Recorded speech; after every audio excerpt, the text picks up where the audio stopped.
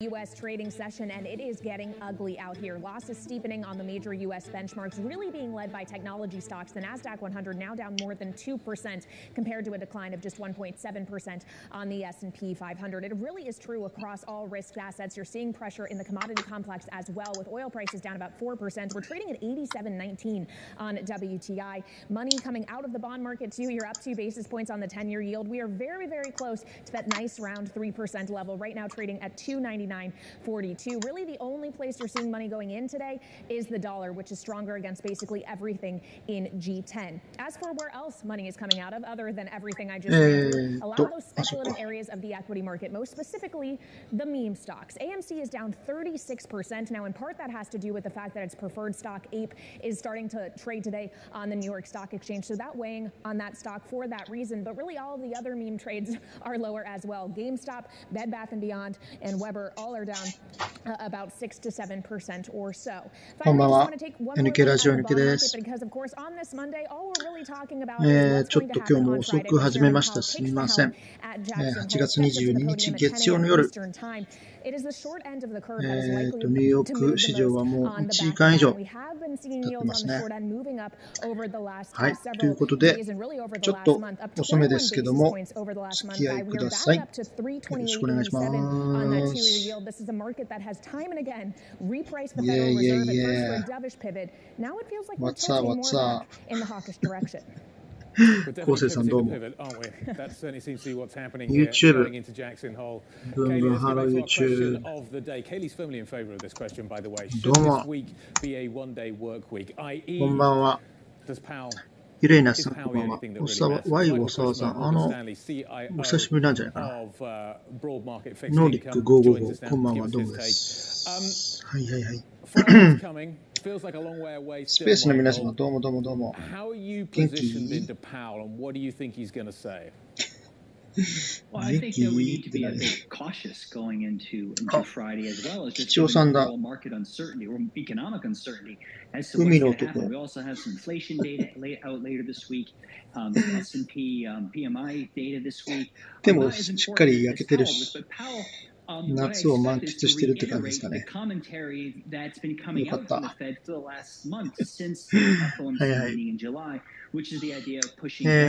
YouTube の皆様どうも。APMM こんばんは。どうもです。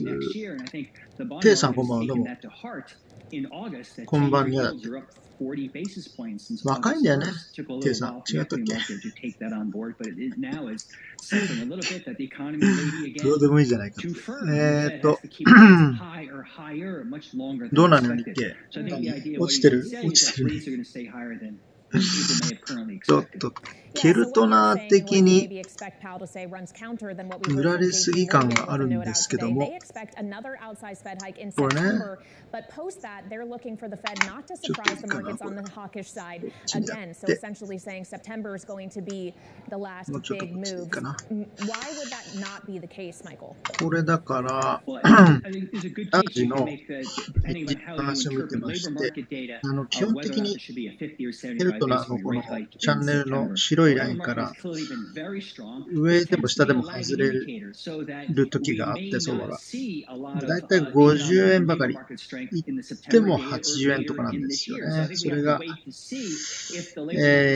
今のケルトナーが570円として570円引く50円が520円か570円引く80円が490円そうだからその辺のレンジなんですよ実はなので買いのチャンスなんですけどもなんかこう1時間経っても買いのチャンスが変わんないっていうね買いのチャンスのままで下がってきたっていういや結局相場がずっと下がってるんだからしょうがないんですけどどっかで反転するとは思うんですけどねちょっとこのケルトナと一緒に下がってきてるカルマンフィルターかこれがケルトナーのこの下のラインに近づいてきてるんで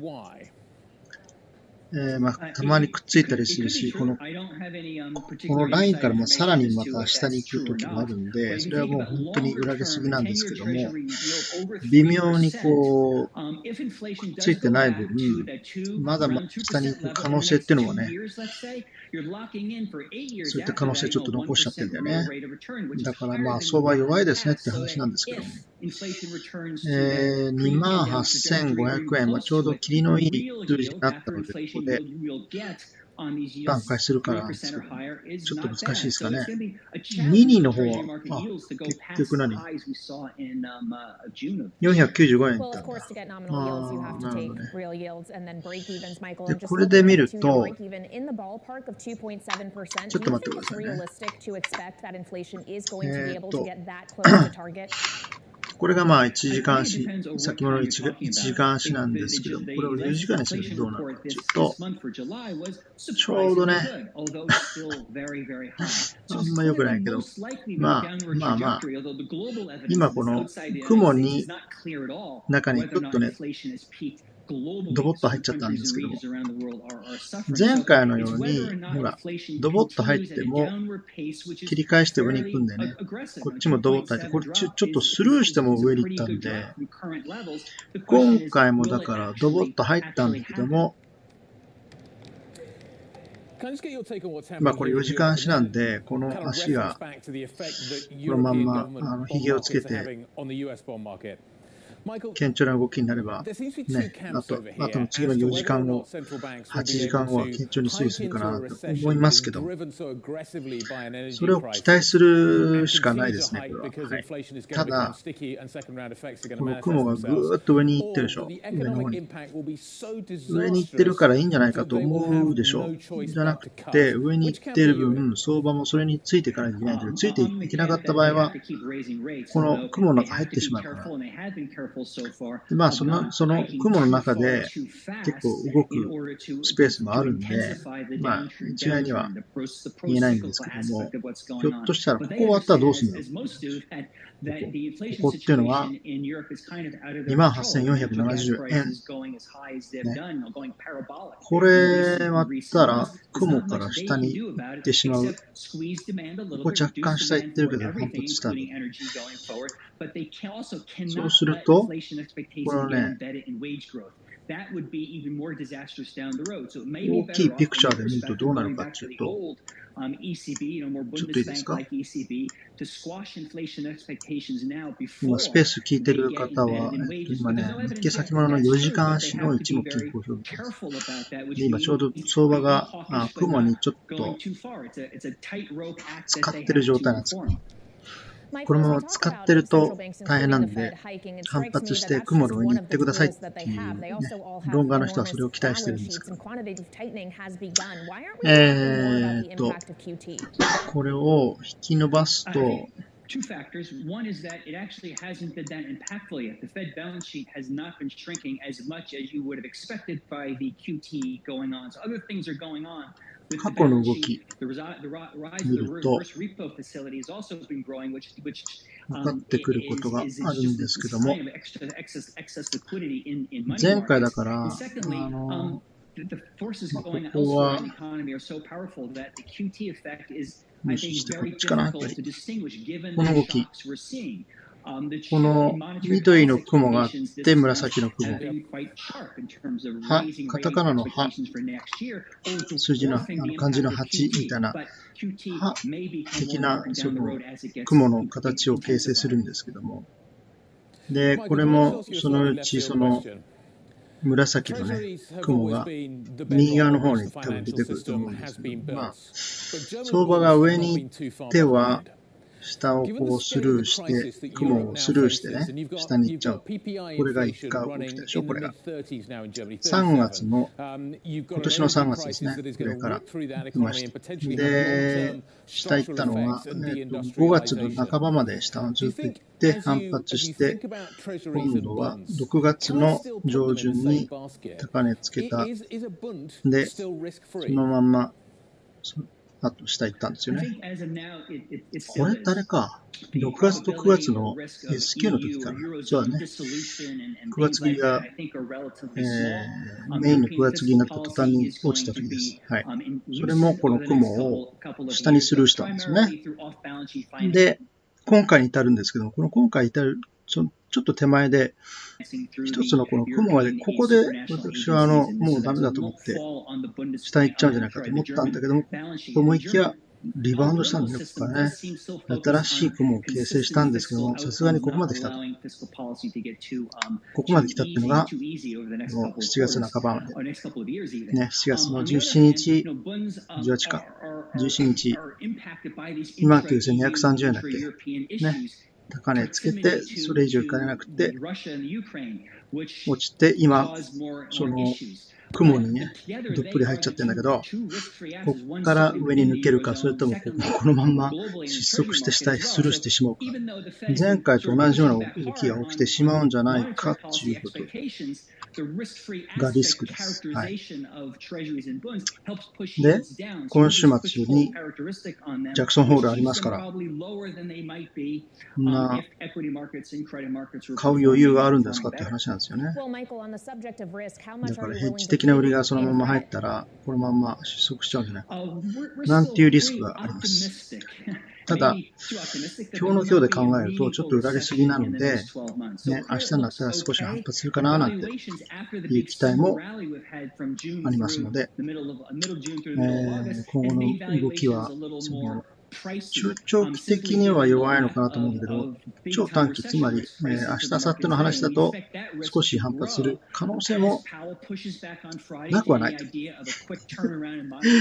う感じなんですけども、ただ、海外の今の地合いがちょっとすごい悪くなっていて、さすがジャクソンホールの週なんで、ちょっとね、なんか海外がちょっと気合を入れてるような感じなんですよね。雰囲気がちょっと変わってる。で、今週ジャクソンなんで、この前ファンドマネージャーのスペースちょっと聞いてたんですけど、アメリカのね。で、ファンマネは何するかっていう、月曜の朝がすっごい大切なんです。月曜の朝みんな集めて今週何するかっていうのを会議が始まるんですって。月曜の朝。で、そこで大体週何をするかっていう、そこでも大体決まるんですって。だから、これ会議から出てきて、みんなが、今週はこういうことするんだみたいな感じになったんですよね。売りしかないでしょ。だから、ちょっとポジションを外しましょうかっていうメッセージが全体的に広まっている可能性っていうのはありますよね、これ。はい。で、だから今日はちょっとリスクオフの雰囲気っぽいんですよ。それがまあ一巡したらね、少しは明日とか買い戻しとかあるかもしれないんですけども、とにかく今週やることは多分これでファンドマネージャー決めたと思いますので、その後のマーケットなんで、もちろんそのマーケットが空いてる時に会議するんじゃなくて、マーケットが開く2時間ぐらい前から多分そういう会議してると思いますよ。ね、ですから、マーケットがオープンする前までにそういう会議をして、オープンした途端にこうやって下がってるでしょ。だから、それなりに売り、ポジション外しましょうっていうような答えが出てたんじゃないでしょうかね。全体的に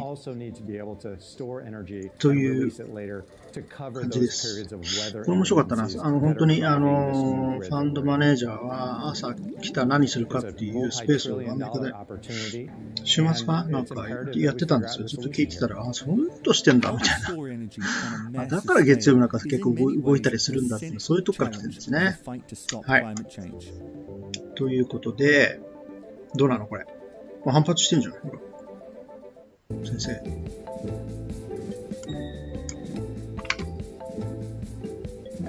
反発してるじゃないですか。違う？ちょっとだけ。だってさっき490円とか495円とかですよね。反発といっても大したことないか。じゃあ日経の売買動向をチェックしましょう。ラージ売り越し1000枚。ミニ。売り越し9700枚。両方とも1000枚1000枚で2000枚の売り越しということですね。で、しかも比率的に1対1ですよね、大体。同じぐらいのボリュームの売りを出してる。この比率もすごい大切で、これで大体ラージ主導で売ってんのか、ミニ主導で売ってんのかっていうのはこういうのが分かる。大体がミニ主導なんだよね。で、多分動かしやすい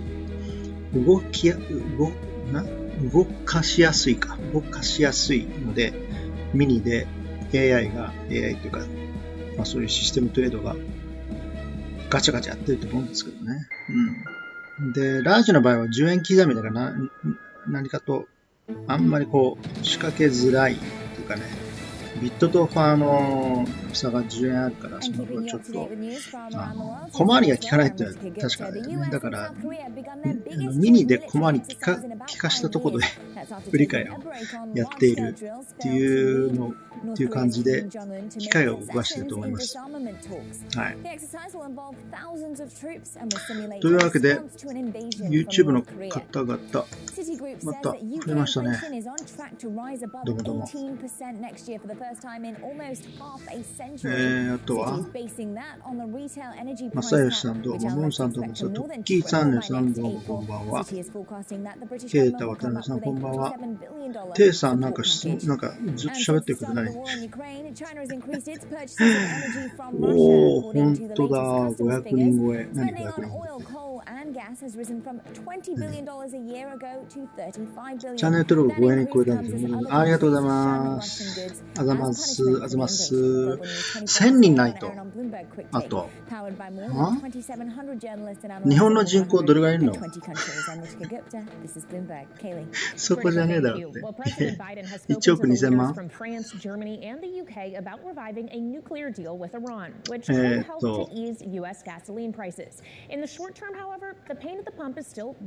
すっかり焼かれたショートの含み損が減ってきたので気を取り戻すね。すっかり焼かれたショートの含み損。ショートだったらいいんでしょでも。じゃあ、下に行けばいいんじゃないのババアだってば。でもババアってもね、私だって53だから、40とか言ってもババアじゃないんですよ。40とか聞いても、若いんだねって。下手したら49でも、若いんですねって。55以上ですね。すいません。毎晩のツッコミ面白い。これやっぱあれですかね、関西系の方だから突っ込むんですかね。なんかやっぱり先物だから大阪の人が多いのなんかそういう気がするんですよ。ね。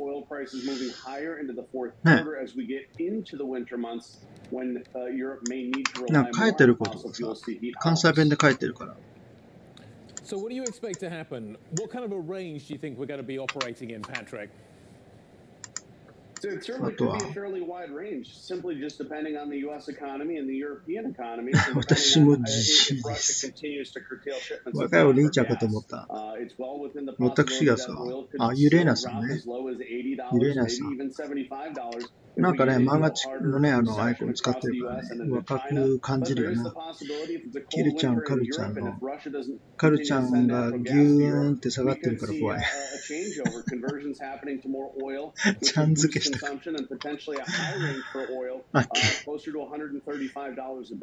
カルマンがカルちゃんね。ケルトナーがケルちゃん。それもいいかもね。ケルちゃん、カルちゃんでね。平行に下がってるのもこれちょっとね、あんま良くないな。でもまあ、このカルちゃんがケルちゃんに近づくと、相場が下がってね、下にケルちゃんより下にずっと行ってると、ちょっと行き過ぎ感が出るっていう、こういうとこです。はい、反発しましたでしょ。ね、反発したでしょ。ああ、もう、ケルちゃん、カルちゃんとか言い出したら、みんなケルちゃん、カルちゃんというふうになっちゃってる。違うの。勝手にやってもさ、そうか、初めて50人ぐらいやって、始めた頃50人、そうですね。だってさ、これこんなのさ、前々やってる人いないよ、多分。こんなことを、こういうの見せていいんだかわかんないけど、27,800円ショート使うんです。27,800円。どれぐらい待てますっていうのが、意外と単純に、やっぱりその、ジャクソンホール手前でもうちょっと売りが来るんじゃないかなと思ってるんですけどね。テイさん面白い。美咲さんどうもこんばんは。テイさんね、テイさん負けないようにコメントして、ついでにグッドボタンを押して、なんかもう、YouTube の方はなんか勝手になんか私がいないところで勝手にお互いに話して進んでますので、私の負担が減るんで嬉しい。ということで、何の話だ今。そうだから、ちょっと真面目に、ジャクソンホールですよ。そうだから、それで、いろいろとそのブルームバーグのインタビュー聞いてますけども、やっぱり、ジャクソンホールなんで、パウエルさんは何を言いますかっていう質問が多いんですよ、番組で。アナリストにみんな聞いてる。で、やっぱりその、先週もそうなんだけども、まずその CPI が下がった分、やっぱりもうピークは過ぎて、ね、金利上げた分、マーケットというか景気が腰折れして折れすぎないように23年来年の半ばぐらいあるいは暮れぐらいに利下げを考えるんじゃないかっていう話が広まっちゃったんでね。で、それでまた相場が上がっちゃってると。で、それに対してフェッドは、これはちょっとね、誤算じゃないか。そこまでマーケットは考えてるのちょっと誤算ですみたいな感じで、パウエルが出てきて、それはちょっと違いますよみたいなニュアンスのことを言うんじゃないかっていうことです。パウエルが出てきて、いやー、ちょっとこれインフレやっぱり抑制しなきゃいけないんで、そっちの方を重視しますんで、23年に利下げとかそういうのはあんまり考えない方がいいみたいなね、直接言うんだかわかんないんですけども、まず、マーケットにしっかりメッセージを送る上で、やっぱりしっかりとしたタカ派的なコメントを出すっていうのはメインでしたね。それがメインのシナリオで言ってくるんじゃないかと。ただ中には、いや、今回はつまんねえよっていう人がいて、今回パウエルさんが言うことはつまんない絶対っていう人も何人かいるんですけども、その心は何でしょうかっていうことなんですけども、結局 CPI と雇用統計まだね、指標出てきますんで、ジャクソンホールの後で、次の FOMC9 月前にまたそういう指標を見なきゃいけないんで、それを見てから考えるっていうことをパウエルさんが言うんじゃないかって。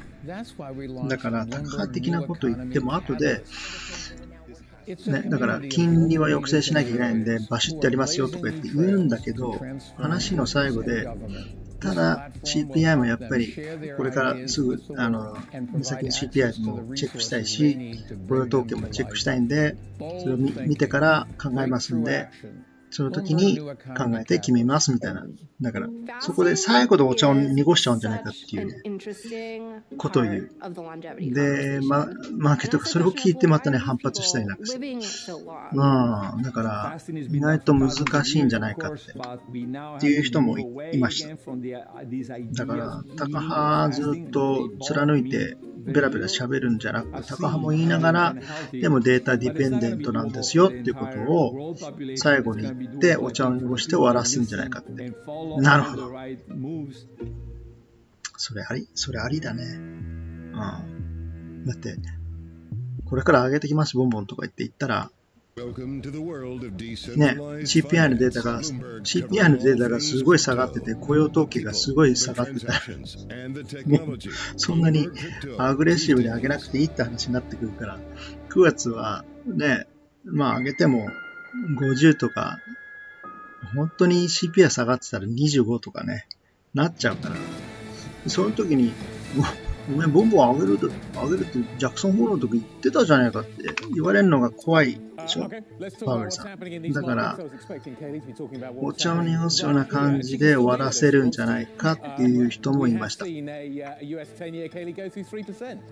で、そっちの方が妥当かなと思います、私は。はい、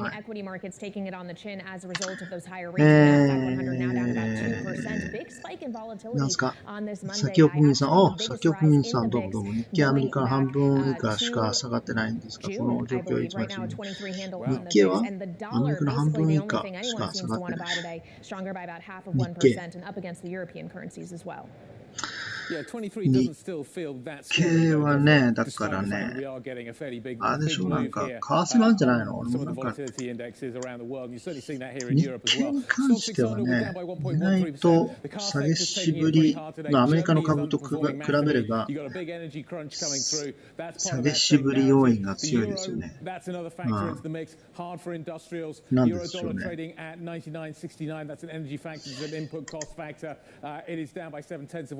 もともとなんかこう、日本株を持っているファンドマネージャーそんなにいないんじゃないでしょうか。ドル円はどこだ？We believe in the power of ideas. That's why we launched Bloomberg New Economy Catalyst. This platform ドル円がね、137円の20銭あたりか。これがドル円だけど、Bloomberg New Economy Catalyst. ごめん。見えない。円安だからね、円安の分、日本企業にとって、ね、日経銘柄はいいんじゃないかっていう、そういう簡単な話なのかな。そうとしか思えないけど。もし利下げ開始しても、失業率が高まるときに株価下がるアノマリーっていうのがありました。失業率が高まると、そうだね。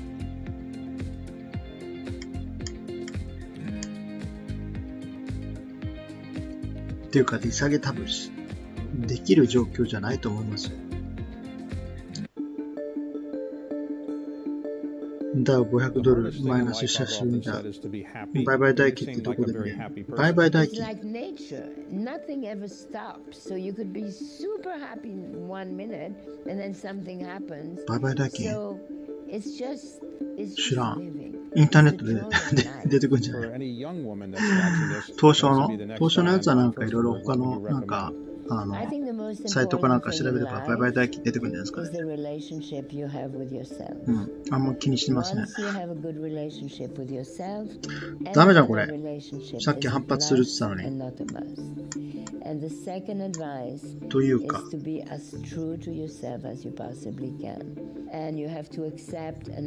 私のやつ。お前が。なるほど。反発しないね。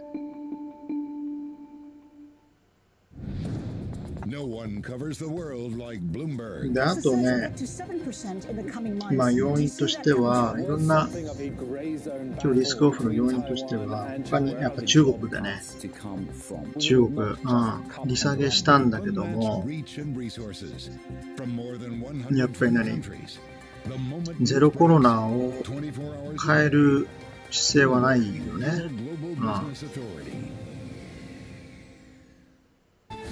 売った。ビックスぐんぐん、ビックス上がってくる。そうだから中国に関しては、もともとゼロコロナはもうどう考えても無理だからゼロコロナってのは解除するでしょっていう話がね、今年の初めからずっとやってたんですよね。で、人口が多いから中国は。人口が多いのにゼロコロナできるわけないでしょっていう話で。だから、そのうちこれ解除しますよっていう話をずっとしてて、期待してたんだけど、どうも、年末まで貫くような感じなんだよね、このゼロコロナ。で、パッチワークでその金利とか下げて、いろいろ融資供給したりね、不動産関係のところにやってんだけど、それがちょっとサプライズっていうかね、そんなんでやろうとしてんのみたいな。じゃあ、本当に期待できないんだねっていう、なんかそういう懸念材料が今、浮上していて、で、やっぱり、そこが、頼みの綱だったでしょ、ね、サプライチェーンも。中国のこのゼロコロナが解除されたらもう大丈夫ですよみたいな、あったじゃないですか。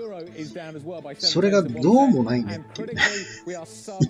今頃気がつくっていうわけで、そういうのもあって、リスクオフでしょ。あとはヨーロッパ、あとはほら、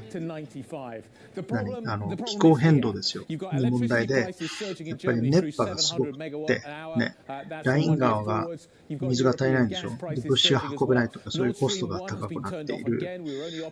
ガスがやっぱり止められるのを、冬になったらもう大変なことになってる。経済おかしくなってしまうっていうのは、前から知ってるんだけど、どうも、今までちょっと安心したっていうか、楽観的に思ってたのは、国が何とかしてくれるでしょう。国が助けてくれるよというような雰囲気がかなりあったんだけども、今になって、アナリストたちが、いやでも、国がサポートしない、国が何もやらないっていうリスクがありますよっていうふうに言い出して、要するに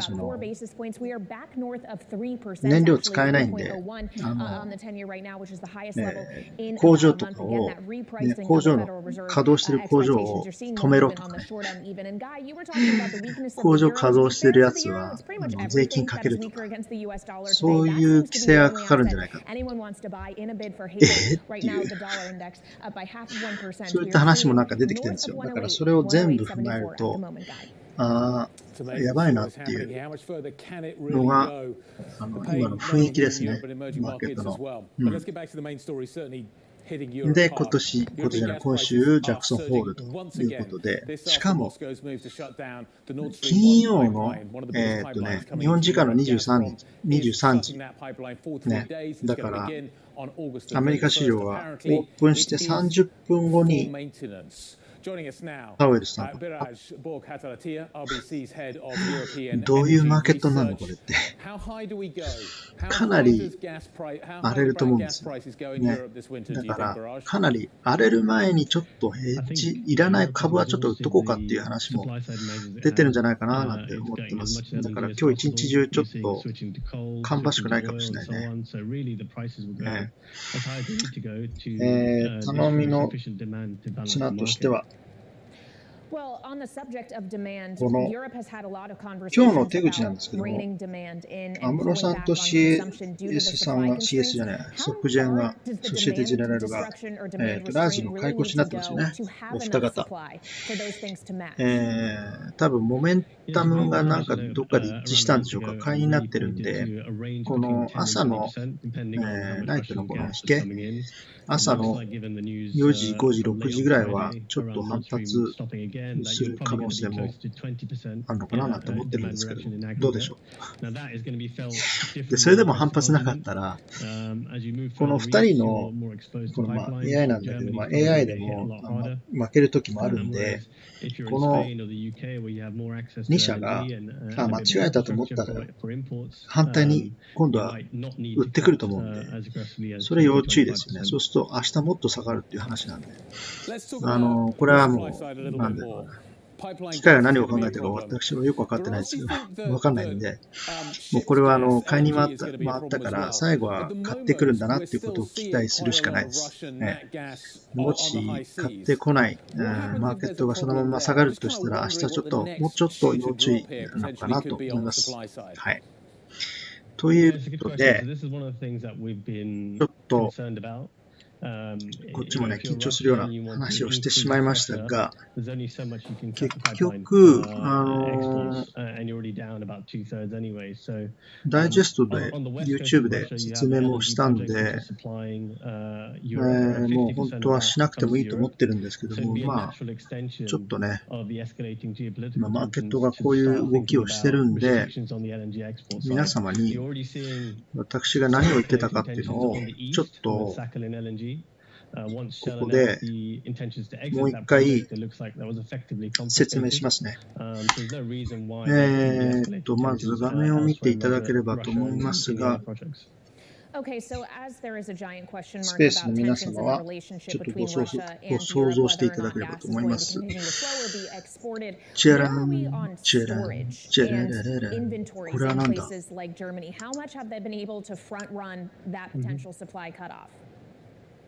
ビックスって先ほどと同じですけど、ボラなのですか？ビックス、先ほどと同じです。ビックスってボラティリティですから、いわゆるその恐怖指数って言われてるんだよね。で、ボラティリティなんで上に行っても下に行っても上がるっていう話なんだけども、どっちかって言えば下に行けばビックスが上がる要因です。だから、ビックスが上がるっていうことは、これ、ちょっと恐怖指数、市場は恐怖におののいてるっていうふうに考えればいいんじゃないでしょうかね。警戒してるとか。パウエル安心して株を買ってください。株急上昇パウエルでも金利上げするけどごめんな、大暴落。そうだね。フェットの、だから、パウエルさんもそうなんだけども、問題なのが、経済は腰割れしないってこと言ってるでしょ。ね、リセッションにならないようにソフトランディングにさせるんで、ご安心よみたいな感じで言ってますよね。でも金利上げますよでしょ。でそれができないっていうんでね、アナリストの人たちは。そんなうまいことできるわけない。2022グレースピンポイントで当たってましたね。言ってたっけ、そんなこと。have those as energy sources given the constraints they are facing on the natural gas side. How much can nuclear really be a backstop? For example, it's not really working. おじさんだから忘れちゃったよ。あ、本当？ごめんね。自分が言ったこと忘れて。じゃあ、これちょうど出てきたんで、じゃあこの話しましょうかと。これが出来高棒グラフのただの出来高、今日のじゃなくて、これは累積です。9月切りが、メインの9月切り、9月9日の夜間からずっと今までの、です。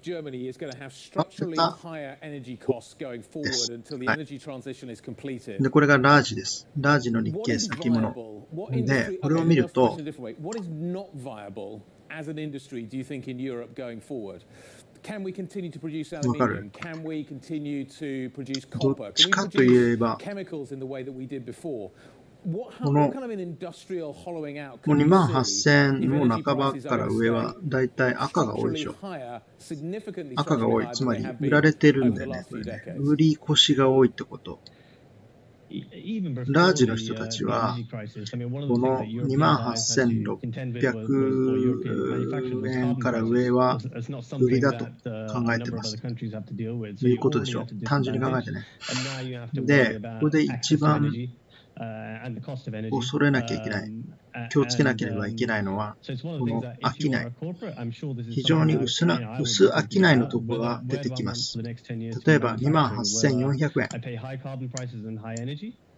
or I'd probably pay low carbon prices, cheaper energy, and maybe even cheaper labor elsewhere. だいたいね、1万枚以下だったら、All right, Biraj Bokataria, 薄商いですよ。 REC head of European Energy Research. Thank you so much for joining 1万 us 枚以 today. 下。 We do want to bring you some breaking news just そういうのは、 crossing the wire. Dr. Anthony Fauci, who of course こ became んな one に of the パン most の recognizable faces here in the United States and really the world during the これを見ると COVID-19 さ、 pandemic, だ has から落ち announced てん he's だ。 stepping down as 落ちる director は of ず the だよ。 National Institute of Allergy なん and で落ちるかっ Infectious て、だって Diseases 既存 as の of September. He 既存 previously の said 枚 he 数 didn't がですよ。 intend to retire ね。 by the end of President Biden's 言いま first すよ。 term, but saying today that he will be stepping down in December. President Biden himself releasing a statement on Dr. Fauci's announcement saying the United States of America is stronger, 既 more 存の枚 resilient, 数言いま and すよ、これ。 healthier もうだ because いたい of もう him. 28,000からいき Coming ま up, すよ、こ we're れ。going to turn to the supply chain, which of course was 28,000 impacted が by も the うだか pandemic ら in many ways. Now could be 3,700 枚。impacted by a strike at British ports. 10 円 What does that 刻みでこ mean れ for 下に行きますから、 inflation? We're going to be speaking 28,800 with 円 Glenn が Kepke,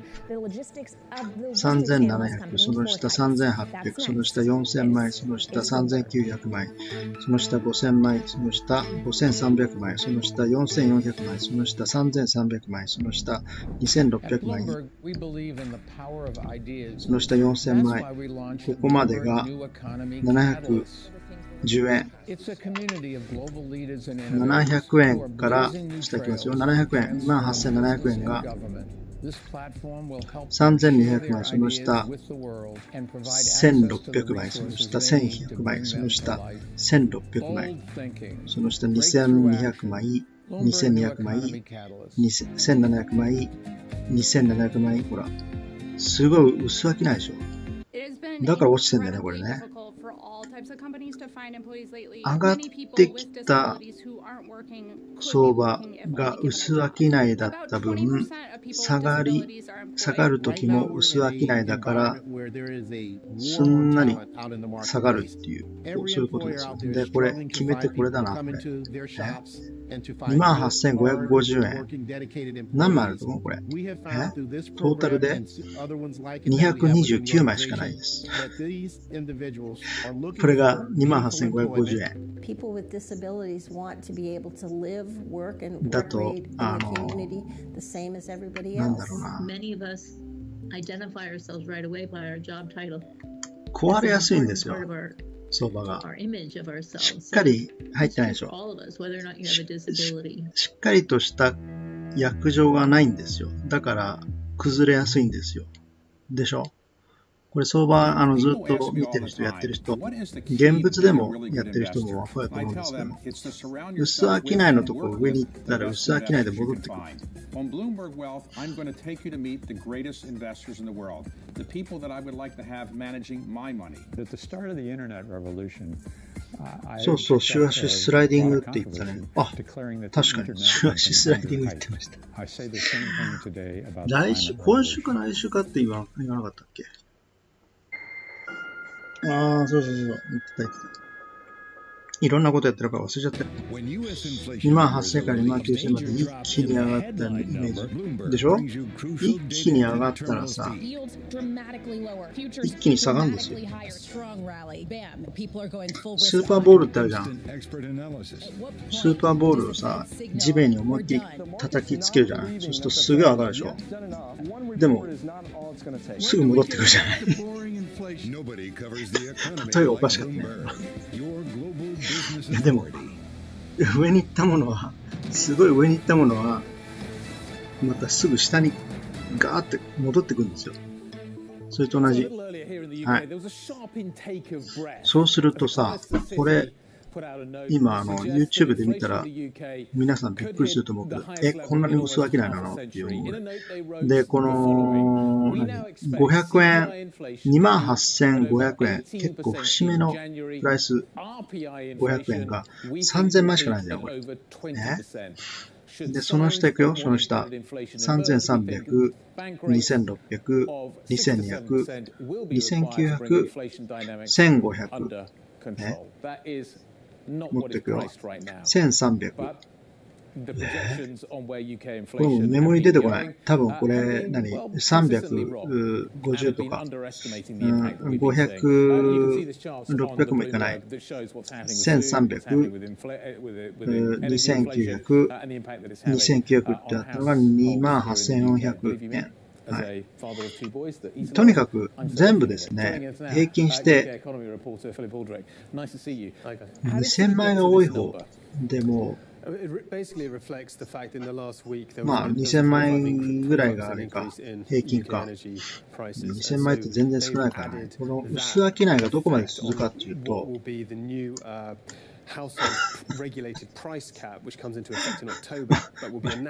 っちゃいけないけど、28,300円までだいたい薄商い。28,250円でやっと3,300万。こ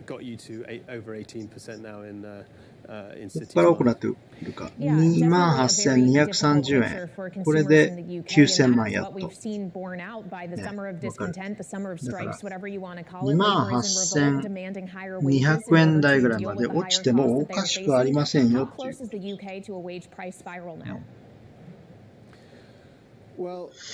こういったことを YouTube でダイジェストでお話ししたんですよ。昨日からだよね。そう。で、決め手はこの赤いところだね。この赤しの味噌ぐらい赤いのが目立ってあるんですけども、これは何かというと、これ皆さんペンでも何でも自分のノートに書いておいてください。27,000いくらだよ。710円が27,710円、これ売り越しになってます。売り越しが1,800万。これが一番多いんですよ。で、ここ来ると、それなりに売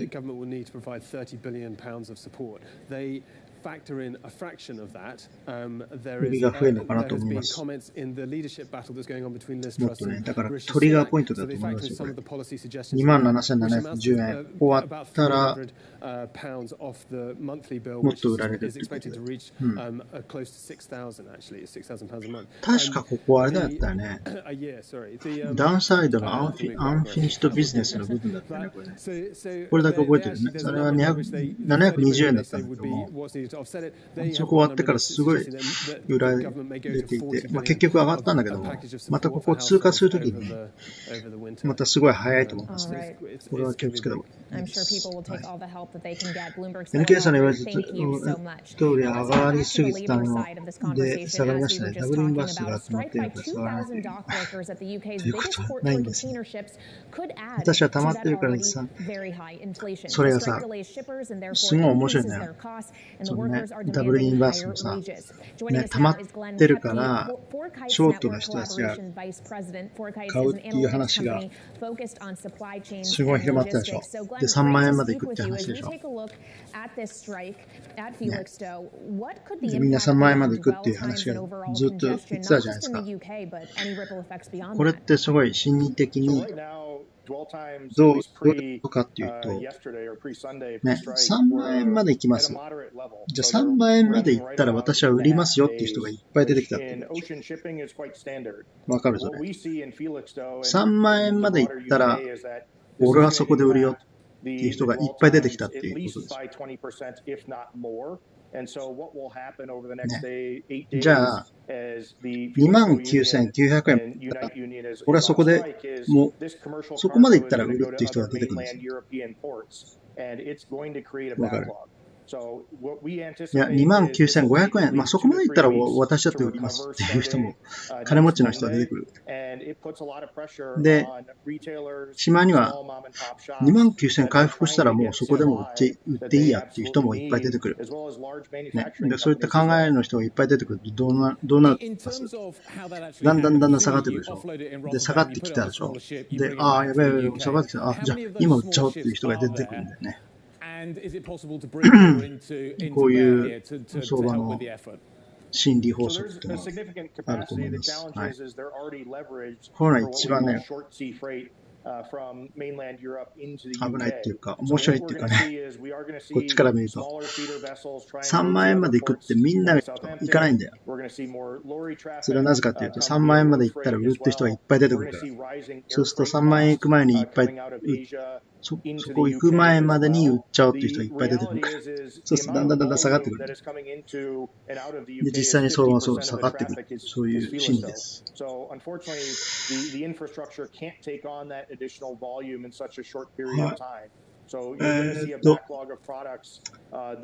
こら辺でお願いします。そこら辺お願いします。AM9、Does it impact 9月 S q whether or not things will be delayed leaving origin if it's 3万 importing 円 a lot from, for example, from Asia, if that's where a lot of these container ships are beginning their journeys? Do we start to see it just back up all the way down the chain? 28,000から29,000まで行ってなかったんですよね。Is that it's not going to cause a backup. So if you think of the average transit time from Asia to the UK at roughly, anywhere from 20 to 30 days, many shippers and vessel operators will likely keep cargo shipping right now. これがラージなんだけども、ミニ見てみる？ミニがね、またちょっと違うんだ、イメージが。ほら。緑ばっかり。っていうことは、ミニが上げてきたなってのはこれでわかるでしょ。この相場。ミニ主導なんですよ。こんなにミニが頑張って上げてきた。じゃあ、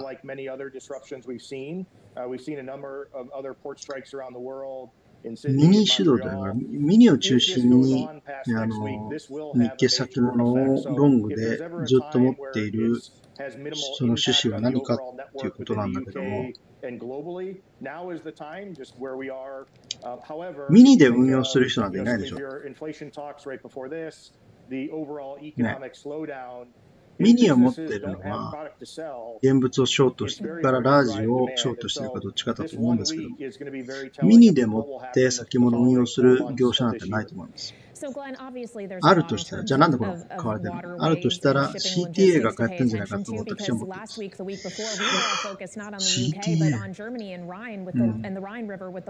結局流動性っていうか、その小回りが利くマーケットだったら CTA すごい喜ぶと思うんです。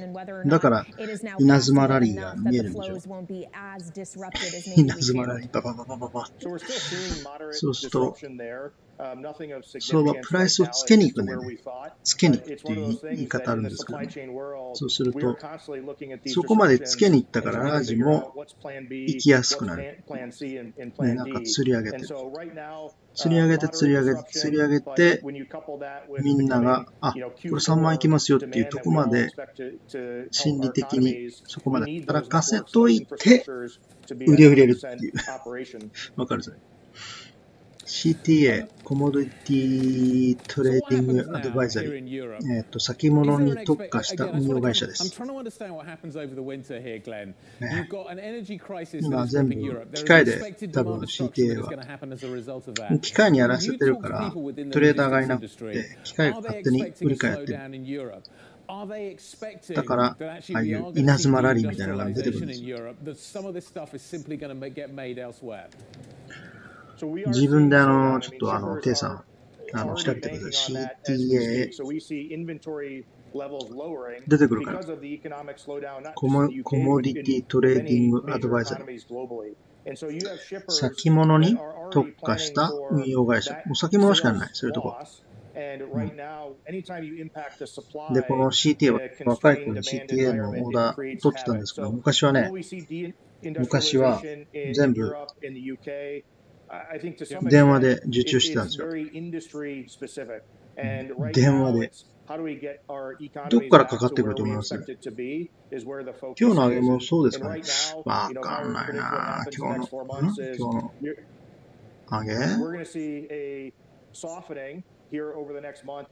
まあ、指導だったっけ？今日の上げってでもなんかテクニカル的にあれじゃないですか。みんながなんかここら辺で反発みたいな感じで勝手に言ってだと思うんですけどね。ちょっと売られすぎた分が買われたのかなと思いますが。ちょっとここ見てください。サポートがあります。サポートがこれ多分ね、転換線、基準線転換線どっちだ？一目の1。だから、基準線か。一目の2。基準線だろうな。基準線に接近してるんで、どこやろう。この基準線で一回止まるんじゃないですかね。28,465 円あたり。T さん、ウェブサイトの訪問者を具体的な行動に誘導することはもしく具体的な行動をウェブサイトを一つだけイメージやテキストのことを言う。は？ Top names at the Fed are on Bloomberg. I have a baseline case going into September that is 50 basis points. That's where I've been since the last meeting. But I have an open mind about whether 75 is going to be necessary. 50, 75 doesn't just depend on これで検索してください。 even an important one like the CPI. I like to say that we're data dependent. We're not data point dependent. Nobody covers the Fed like Bloomberg, your global business authority. Go to channel, pin message removed.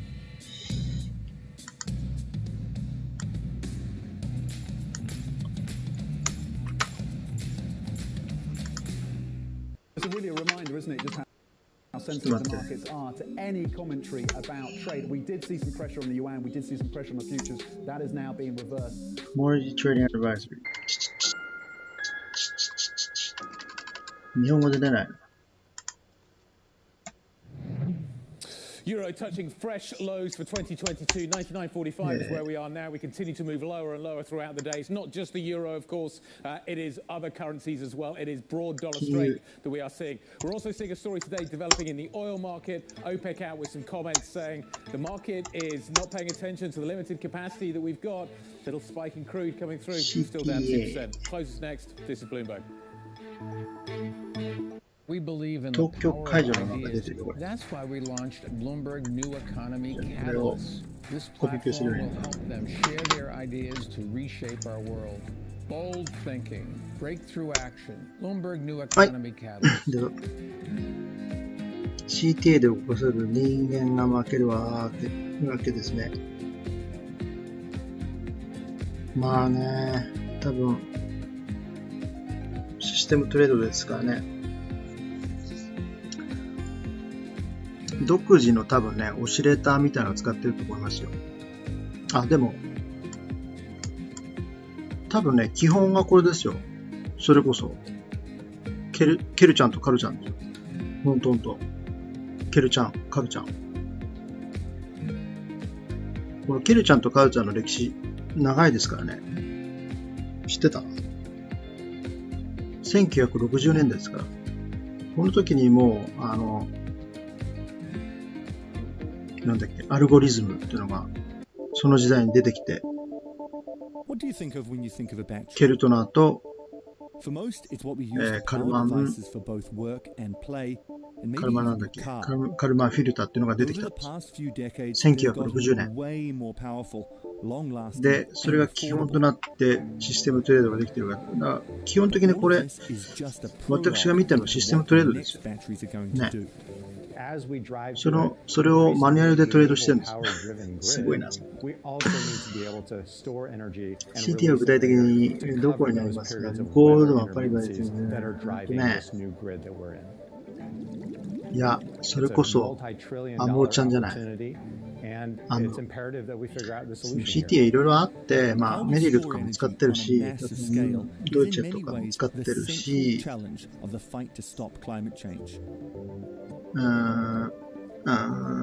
そうね、GS 使ってるのかな。ヨーロッパ系もあるから、多分。ヨーロッパ系はだからアムロを使ってるんでしょうね。こうやって毎日ブルームバーグのニュースを聞いているんですけど、テスさんは英語バッチリですか？バッチリではないけども、それが仕事で使ってたからね。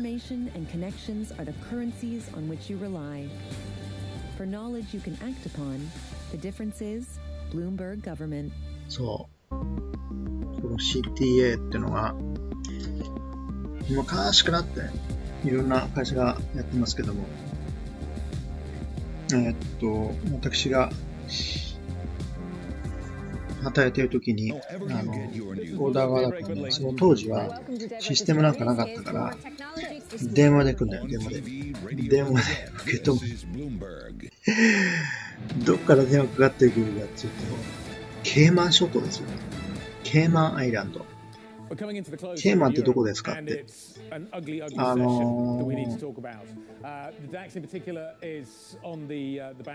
っちか。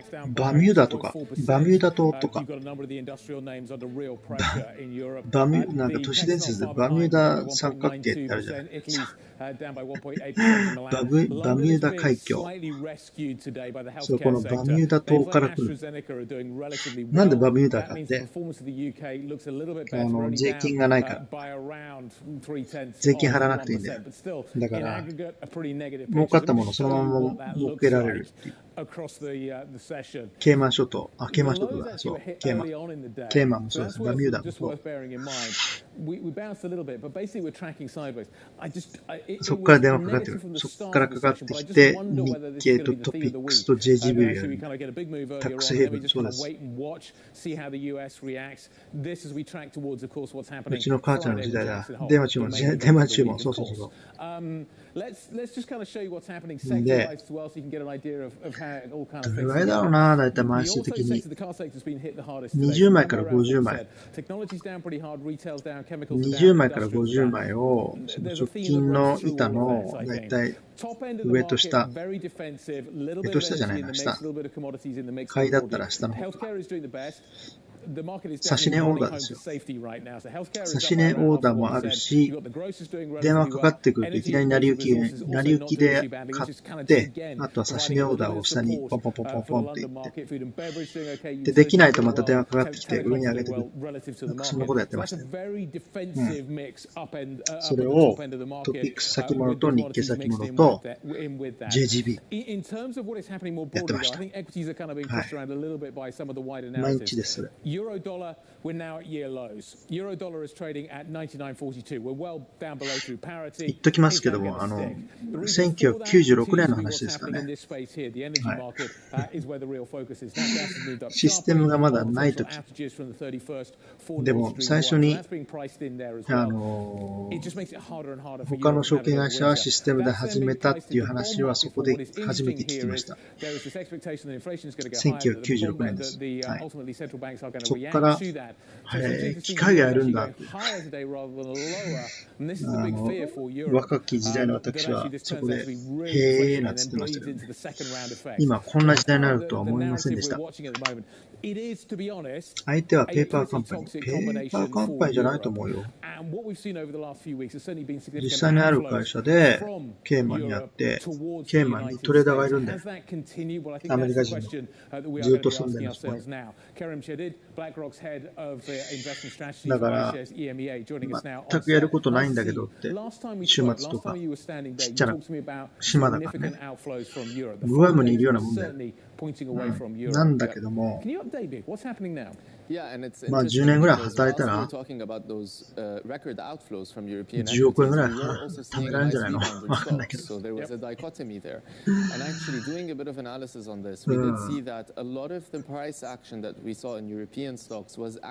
どうせそういうトレーダーはね、多分1億円近くもらってると思うから、毎年。たらさ、10年働いて10億円でさ、で、税金ないからそのままもらって、で、そのまま孫悟空に帰ると。Short covering, not actual inflows into funds across ETFs and mutual funds. And this has continued now. We still haven't seen significant follow through in terms of flows in these funds, but now we're starting to see the rises. And what about in the UK? Because obviously this energy crisis is not just limited to the continent, and you're seeing the pound at its weakest level since March 2020 as well. Yeah, I mean, the UK is also facing quite the challenge. When we look at the UK and its outlook on growth and inflation, what differentiates it is, of course, that the central bank here, the Bank of England, is the one major central bank that has acknowledged the recession is likely to hit around the corner as the inflationary pressure builds. But here in the UK, we do have to make a distinction between the stock market and the economy. When you look at the stock market, large caps like FTSE do get a lift from sectorsシステムが言ってることをそのまま発注する人だから。そう。So in terms of the setup you just described, where does the fact that shorts have been covered strikes me as being これでわかるのは、そうだね。だから、この基準線まで来たら反発しやすい。だからまあ一応これで反発してるよね。580円今。そうか。よし。Very positive. In fact, it doesn't look positive at all for the equity market in Europe on a broad level. Now, of course, we can always get granular and think sectors, think factors, and opportunities to look at there. But on a broad level, it doesn't look too positive. Not only do we have the lack of flows, lack of momentum there, and short covering trend basically finishing, but also we have a decline that hasn't really hit the peak yet. You need to really strip energyからさっきね、中に入ったんだけど、次の4時間は陽線から始まって、しかもオープンが雲のちょっと上いいじゃないですか。このままぐーっと伸びればね。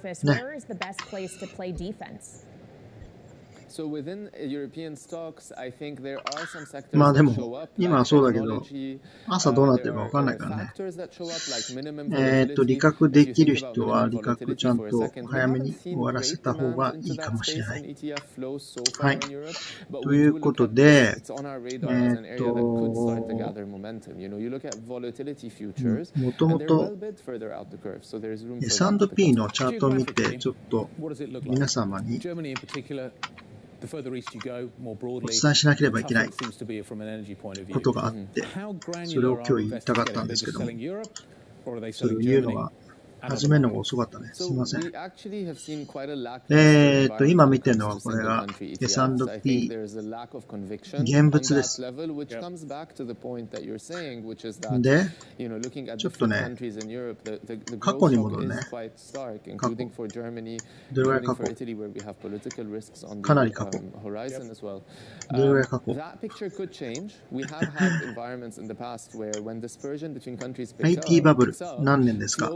different country exposures do pick up. So one to watch. IT バブル。I want to return to commodities because we had some headlines out さあ、 just ここからは moments ago from the ス Saudi ペースの energy 皆さん minister も talking about ご the 想像 oil していただけ market ればと思い potentially ます。 being mispriced. He says he IT sees バ a ブル、 disconnect 2000 in 年 futures から that may force OPEC plus 2001年 action, talking about how the market is に向けて overlooking limited spare capacity in oil 相場 paper がちょ and っとね、 physical markets are ちょっとっていう increasingly か崩壊したんだけど disconnected. も、 They may need to tighten output in order to stabilize the market. その It feels 時 like a の lot 状 of people 況 have left the の commodities チャート trade を for dead a little bit ご as we've 説明 seen しま prices す。 coming ということ in. で、 Now you have じゃらん、 energy officials saying the お market お、 is タイミン actually グよく misaligned with reality. Is there still an 2000 年 opportunity から play の to be チャー had トが in 出ましたね。 commodities? Yeah, and this is something we've been talking about a while ね now, こ which れ is が around, S&P の on a 先物じゃないですよ。 structural これは指 level, 数ですからね。 commodities 現 are 物です。はい underinvested. We're coming off これを見てください。 multiple years of あ、ごめん。チャー underinvestment ト見 in れ the ない space. So there こっち does 見れ feel た to 方 be が a floor when you look at commodity prices, including energy, ど when うしよう。 thinking about just how strapped supply じゃ is あこういうふう with にしとこう regards か。 to this underinvestment. So yeah, there is space こんなん here, でいい？ and in fact, when you look at the investor demand in this space, it does explain this because we've seen some steady まあ値段だけ見れ flows ばいいか。 into 大丈夫。 commodities, これで。 diversified commodities exposures, as well as specifically energy. Gold has been a bit more さあ、 volatile, but that's a different story. 2000年に起きた IT バブルですけども、2000年のどこで高値を高値まで行ったかというと、2000年のあ、結構あれだったね、初期だったね。2000年3月20日、2000年ちょうどに S&P がどこ行ったのこれ高値1552ポイント今考えると信じられないねこの値段これが高値だったんですかってそれを考えると今だからすごい高値圏にいるなって今これを見てわかるよねもちろん22年前の話なんでしょうがないですけどもこれがだから、2000年の3月20日で1552ポイントの高値をつけてからそこからもずっと失速何年までもう3年の2003年の3月まで丸々3年落ちた相場なんだよねこれが IT バブルでしたとざっくり見てでこれ、週足の一応金公表なんだけども、このように雲が、青い雲がぐーんと伸びてきて、でねじれて、紫の雲になって、この紫雲が右肩下がりになって、OK。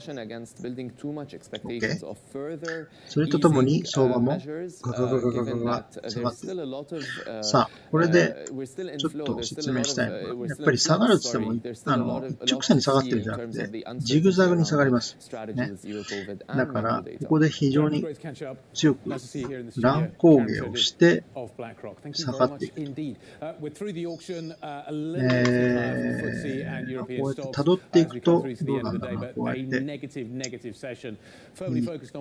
深い、ね2回、3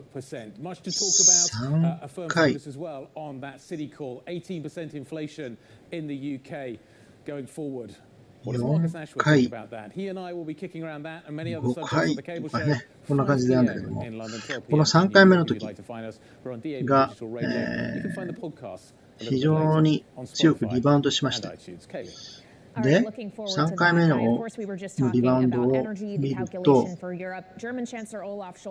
ィボナッチのラインを使って、3回目のリバウンドどれぐらいあったか、ちょうどね、50% なんですよ。ね、50% いって、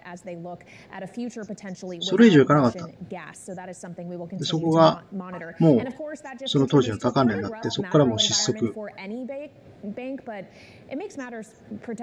その高値がさ、2000年の3月20日でしょで、大きくリバウンドするまでの下の安値、これが、ちょうど1年経ったんだ。3月19日だって、2001年。すごいね。1年かけて下がって、リバウンド、半値戻しが、その5月、だから2ヶ月で半値戻したんで、すごい戻し方ですよね、これ。と思ったらそこがもう高値で、マーケットがもう2003年まで失速しましたよっていう話。で、ここで見るのは、これ、逆三角形のシグナルが出てます。売りシグナルです。こんなところに出てる。これをそのまま売れば、もう2年間ぐらいの下落相場をつかめるという、すごい相場だったっていうのが IT バブルでした。はい。OK。ここまで。次。ね、2003年の3月から相場が上がってきます。そしてまた変なバブルが起きる。なんだこれ。サブプライムローンバブル。その後に、リーマンショックっていうのがありました。あったね、リーマンショック。それが、いつなの ?2007 年から2008年、2009年ついたやつ。これもすごかったね。これも結局は、2007年の10月8日に高値をつけたんです。S&P が1576ポイント。高値をつけて、そこからジグザグになって下に行って、リーマンショックが起きるときにもう失速したのが、2008年の9月なんだけども、はい、そこまでの過程見ると、これもだからジグザグだから、これ、ほら、高値からさ、1回、はい、2回、3回下がって、リバウンドしたんですよ。これもだいたい大きく分けると、3回目にしてリバウンドしたんです。前回も同じでしょ ?IT バブルの3回目にして大きくリバウンドしたでしょ。これもそうなの。これもだから結局、2007年の10月7日の高値をつけてから、3番目のリバウンドが起きる、大きくリバウンドするまでの、まず安値ですね。これが、また3月半ば。なんだろうね、この3月半ばっていうのは。コロナがパンデミックが起きて、あれもう3月のなんか半ばぐらいからリバウンドしたもんね。なんかそういうのがあるね。3月の17日、2008年、ここからリバウンドして、これがですね、このリバウンドが、50% 以上、フィボナッチの 50% 以上いった。どこまでいったのこれ。とにかく次の0.618% まで。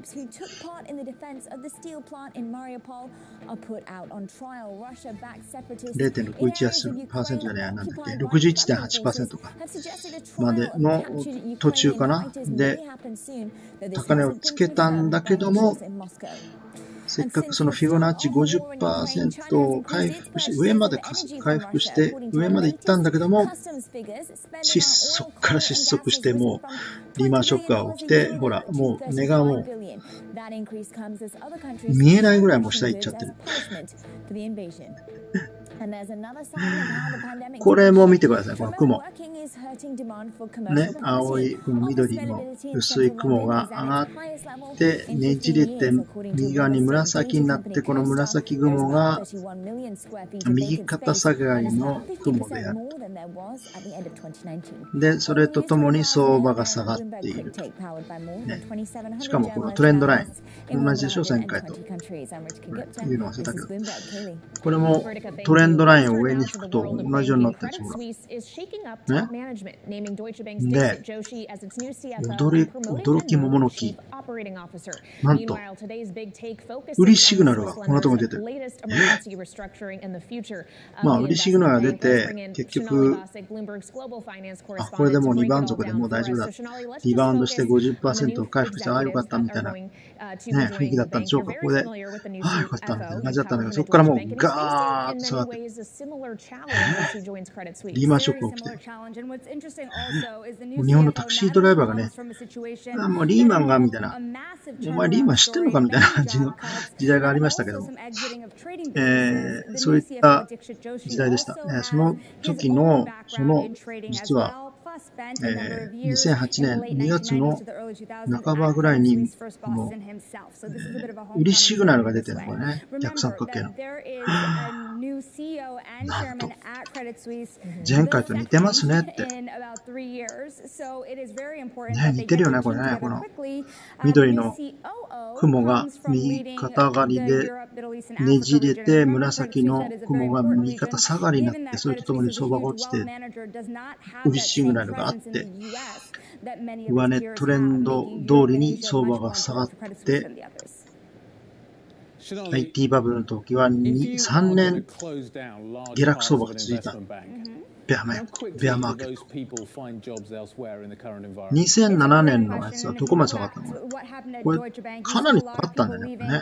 リーマンいなくなっちゃったから、かなり下がったんですけど、すごいね、これ。2009年の2月下旬まで下がり続ける。でも上がるんだけど、これ上がったのは、あれだよね、フェッドの利下げがあったからでしょ。ね、銀行を助ける目で、融資とかして、ね、バンカメとメリルが一緒になったからね。大丈夫かよ。偽戻しにご注意ですね、マカロンさん。マカロンさん、もう、トンチが効くから早いもん。言ってることが。トンチが効くからね、マカロンさん。私が言わんとしてること。早いですね。その通り。じゃあ、時は、今回、現在に戻ります。チェレレレレレン、テンテレンテン。現在、こんなに相場を上げなきゃいけないぐらい現在に戻るの大変です。こんな相場、バブルの相場になってます。はい。この形、見てください、これ。緑の雲が上がって、ねじれて、右側に、なんと、紫の雲が右肩下がり。で、何？高値はどこなのこれ。高値が1月3日、2022年、今年の1月3日に高値。そこからジグザグの値下がりです。これもほら、まあ大きく分けてね、大きく分けて1回でしょ、2回でしょ、はい、3回目でリバウンドしたのが、底値が今年の6月13日リバウンドしましたね。で、フィボナッチで言うと、この 50% リトレースメントのさらに上に行ったんだね。すごいですね。すごい回復です。回復ですね。これはもうベアマーケットじゃなくて、もう回復、もう株買っていいですね、みたいな話になっちゃってる。なんだけども、この雲に、しかもこの雲の中入って、すごいねと、強いですね、みたいな。もう大丈夫だみたいな。で、この時にね、あと 10% 上行けば、史上最高値に戻るって私がツイッターで出したんでね、この利上げ中の相場でこんなことが多くていいのかみたいな感じで皮肉っぽく言いました。で、そこから実は雲からまた下に抜けて今に至るこの相場。そこで上のトレンドラインを引くをちょうど合ってる。はい。しかも、このまんまでいくと、こっちの方なんだな、これな。で、決めて、最後にビビるものがあります。チッチッチッチッチッチッチッ。これはなんだ。お売りシグナルがこんなところに出てる。こんなところに売りシグナル。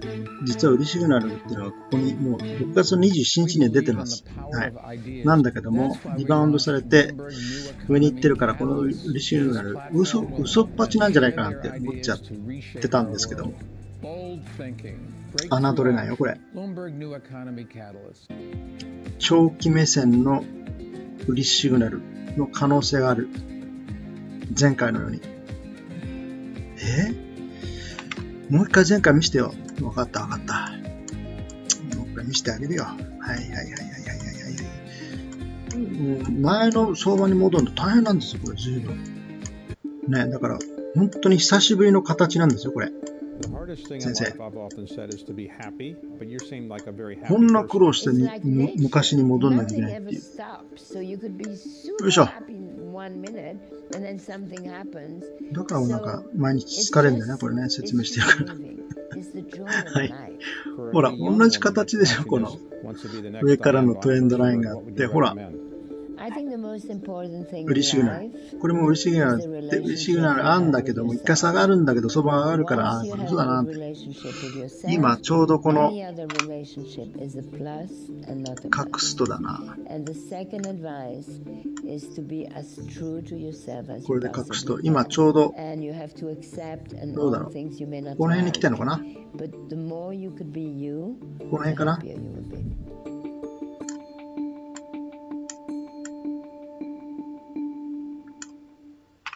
こっちの、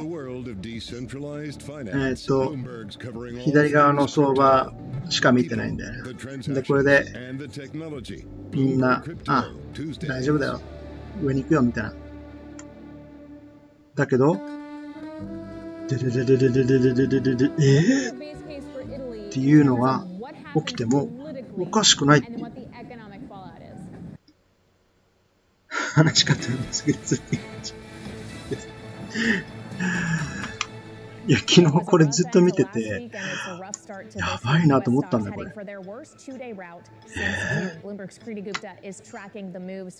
で、これで、スペースで聞いてる皆様、もしできれば、YouTube の方後で出しますので、それを今のところに見てください。同じような形でしょ、これ。そしたらさ、下手したらさ、先生、どういうことかっていうと、今ここにいますけども、これがもう、これ以上の高い相場はないんじゃないの？こっ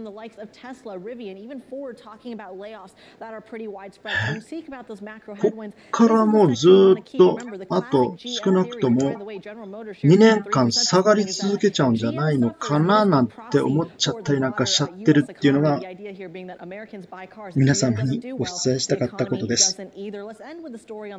信じるか信じないかは信じてください。ということです。以上、どう？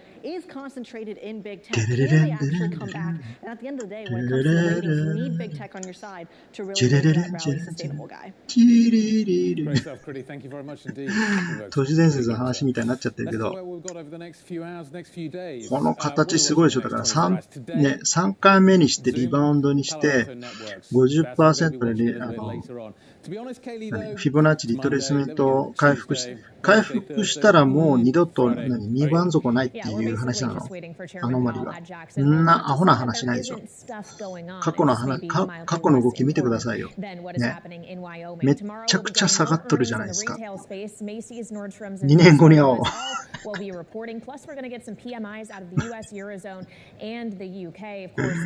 売り億万長者。先生重大。こ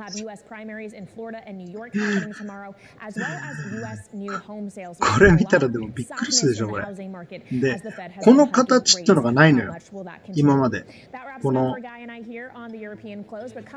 一目均衡表のこの形をね、探したのずっと。そういうことするんですよ。このね、こういった動きは、じゃあ前回は同じような形、どこにあるんだろうとずっと探してた、これ。ゆっくり来ますよ、これ。ゆっくり。これでもないでしょ。まあ、一回下がってんだけどね。こういうとこ。これパンダミックの時下がってんだけど、すぐ戻したでしょ。すぐ戻した相場は無視。ね。しかも三角形がない。シグナル。これも、まあ、薄緑のその雲から下下がってんだけども、すぐ上がっちゃってるでしょ。で、売りシグナル出てるけど、まあ、形的になんか違うじゃん。ちょっと違うんだよね。でしょ？違うでしょ？もう一回下がってどれぐらいで戻ってるか。1ヶ月ぐらい、1ヶ月ちょっとぐらいでも戻っちゃってるんだよね。こうなってね。これは何なの？あ、2018年。それこそパウエルさんがなんか金利上げる上げないっていう話だったんだよね。で、結局上げなかったみたいな感じで相場上がったんだけど。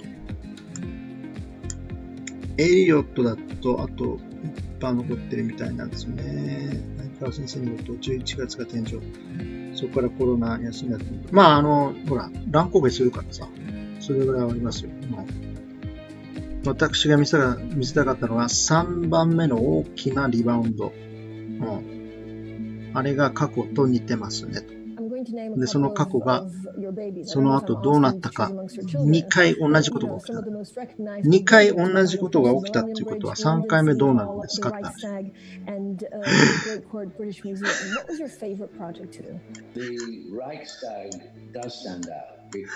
はい。で、これも、ですけど、大したことない。ね、これは何なの？ 2016 年何が起きたこれ。あれだよね。トランプさんが大統領になるときにみんなちょっと焦ったときトランプがやべえなって。トランプになったときにいきなりなんかこう、すごいね、あれね。共和党で。さすが。はい。でしょ？ずっと探してるよ、同じようなやつ。これもないでしょ？これも一応緑のもうから下がってんだけども、ぐじょぐじょしても上がって。ねじれがないから大体。まあこんなとこで起きてるから、その時はもうマーケット上がっちゃってるから。関係ない。でこれは何？ 11 年。これあれか。グレグジックとか。ヨーロッパのあれだね。ギリシャの危機の時かな？これ11年って。そうでしょ。その売りサインはなんてオシレーターですか？企業秘密ですかね。企業秘密なんだね、なんだっけな、これ。これはね、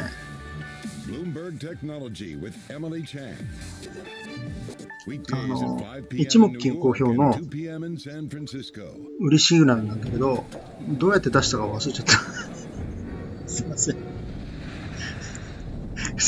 それだけ忘れちゃった。探してんだけど、なんか出てこないんですよ。はい。で、たどり着いたのが、最初のやつっていうか、2007年、2008年。これ見たときに、あ、これ似てんじゃん。これが今と同じ、これ、何が起きたの？ 2007 年、2008年。おー、あの時、サブプライムローンと同じじゃん。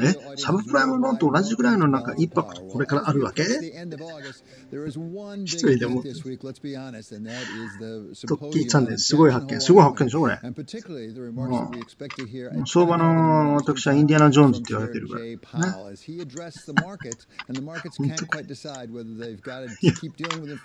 相場のインディ・ジョーンズって言われてるからね。すごい発見したんですよ。で、これ、ほら。で、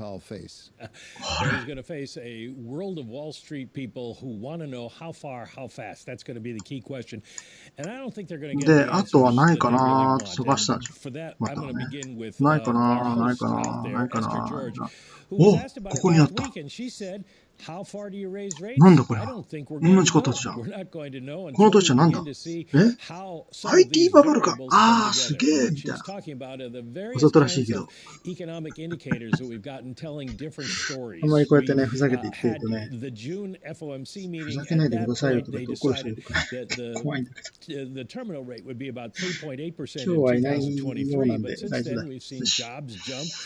Inflation fell a little. Supply chain starting to ease. でしょ。だから、この辺で、私はひっそり、この辺でっていうか、あれだ。ひっそり静かに私はこの辺で、CFD、ダウジョーンズを、まあ、そこそこっていうか、そのお金使いたくないんで、5、6枚ぐらい売ってます。Draw a line under the idea that the Fed is committed to bringing inflation down. Well, at least on Friday and today, the market seemed to be believing him because they substantially Friday and again today. Thank you so much to Bloomberg's Michael McKee. Now we're going to go to somebody else. で、ここで起きることは何かというと、まあ一応こう下へトレンドいってんで、まあ下に行く可能性っていうのは、あると思うんですが、今回ちょっと違うのは、But in that circumstance, does he have to give an answer of when in doubt? このチャンネルをふざければそうそうだね。ありがとう。ね、でも本当にDM で来たことなんですよ。あんまふざけないでください。なんだっけ、ポジション的にロング持ってる人でしょ。なんだっけ、ロング持ってる人がいるんだから。ふざけてなんか相場が落ちるみたいな冗談を言うとなんかかわいそうですとか。そうだね。失礼しました。すみません。言われちゃうんで。ちょっと死んで行きたいなと思ったんですけど、性格的にまあ直せないんで、ごめんなさい。このままつら通します。下がって、そう、中間選挙があるから、どっかでリバウンドする局面ってのあると思うんですよ。ね、そうするとやっぱり、一回またこう下がって、どっかでリバウンドしてまたここに当たると思うんですよね。で、そこでどうなるかなんだよな。上に行くか、そのまんま、ここの雲に反発して下に行くか。で、それも確か前回も同じような動きがあったんじゃないかな。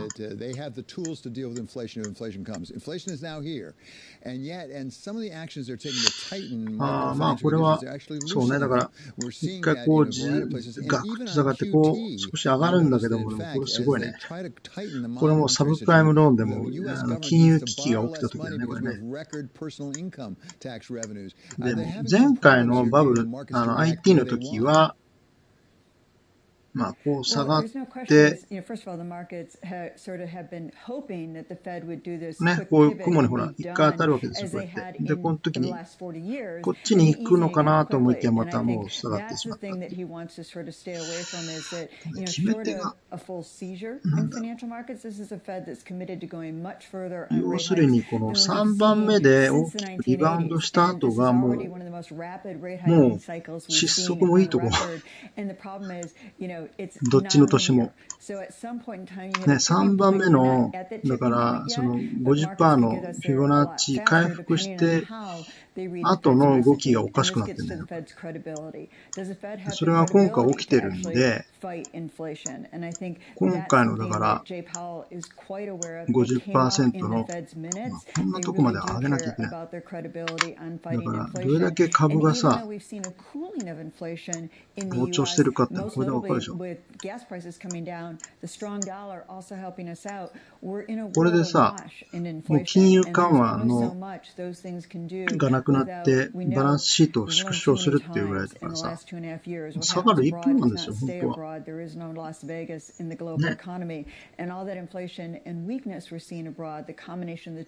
市場規模の拡大が原因なんですけど、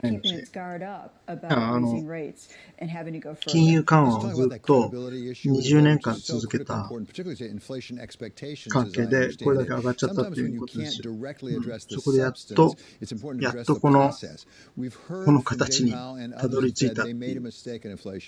Might he at Jackson Hole, instead of telling us where he's going to end up on interest rates, really explain to us why they made the mistake and why they're changing their approach so they won't repeat it? だからね、反発すれば反発するほどやばいはずなんだよ。反発するでしょ。そうするとフェッドは、打たれ強いですね。株は強いですね。じゃあ、もうちょっと上げようか、金利をって話になってくる。9月 S q をズバリ返しよう。9月 S q はちょっとわかんないのしですね。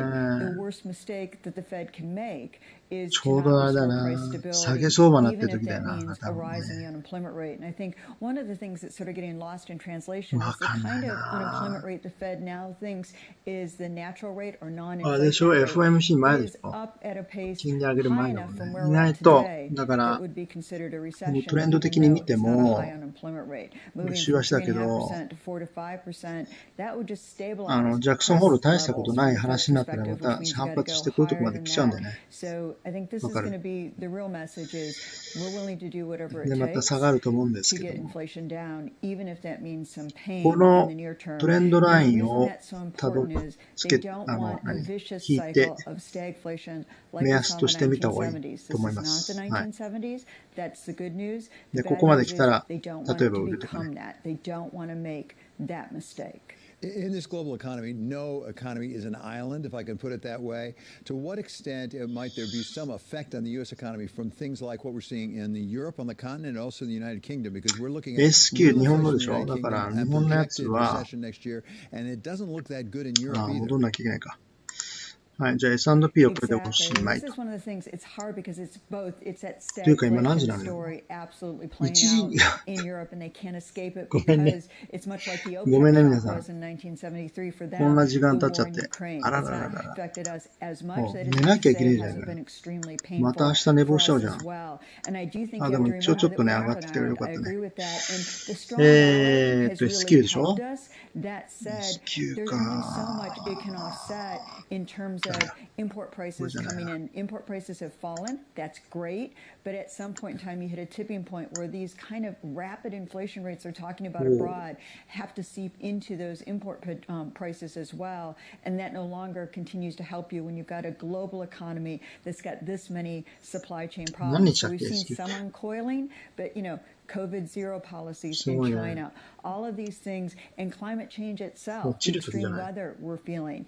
That all of those things have effects in boosting inflation, and that's something the Fed is very cognizant of. They've been really careful not to call a peak in inflation. Wall Street keeps calling peaks in inflation. The Fed has been reluctant because they aren't sure how this is all going to play out, and I think that projecting that they're less certain and they're more willing to guard against inflation and restore price stability is the way to go. Diane, thank you so much. Always good to have you with us. That's Diane Swank. She's KPMG chief economist.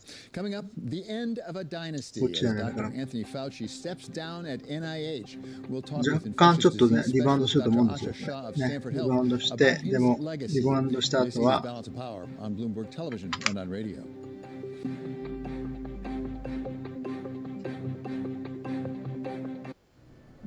At Bloomberg, we believe in the power of ideas. That's why we launched Bloomberg Catalyst. It's a community of global leaders and innovators who are blazing trails to transform business and government. This platform will help them share their ideas with the world and provide access to the resources they need to bring them to life. Bold thinking, breakthrough action, Bloomberg New Economy Catalyst. ここまで来てもおかしくない。だから 27,720 円。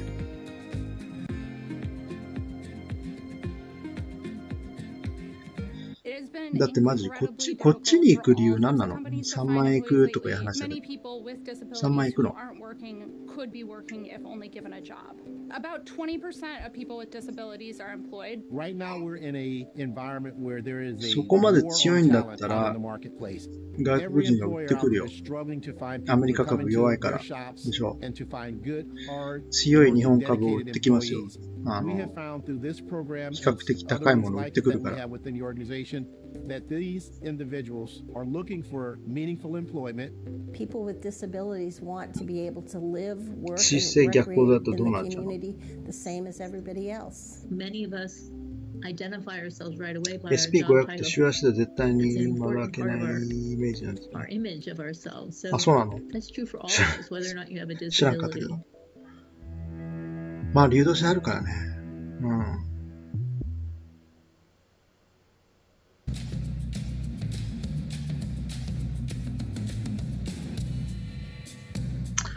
結局さ、でもさ、もうさ、あんまり長続きしないように、こう、すぐ終わりますけども。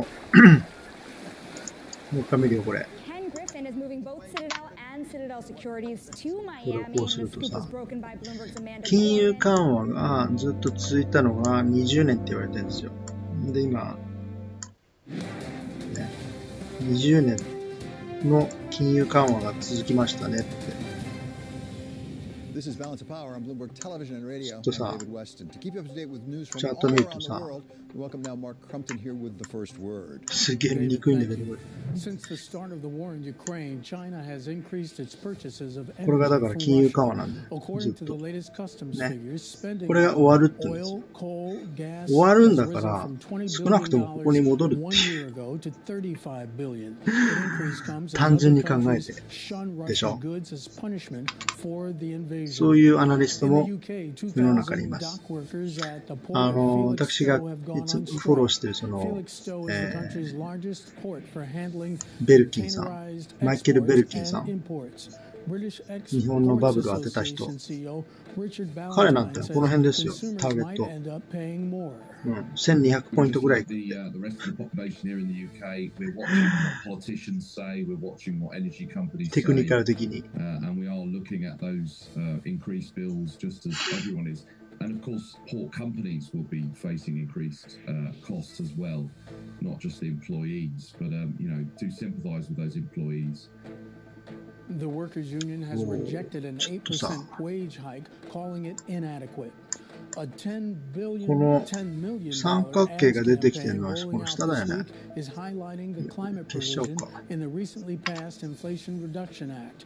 The measure carries historic funding to cut carbon emissions and transition to clean energy. The campaign is paid for by the League of Conservation Voters and other advocacy groups who want to make sure Democrats get credit for the measure.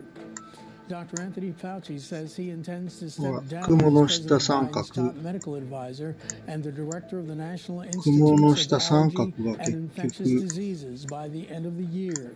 The 81-year-old Dr. Fauci had been suggesting he'd retire for some time. In a statement, President Biden said Dr. Fauci has made the U.S., quote, stronger, more resilient, and healthier.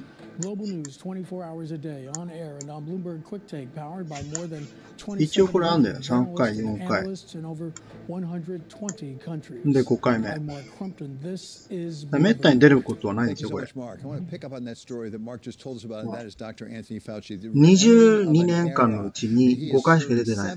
この下の三角形。Lyndon Johnson, and he has been in charge of infectious だから diseases それぐらい at 信 the 頼してあ NIH るでし for ょってね。 28 years. He's now announced he's going to step down by the end of the year.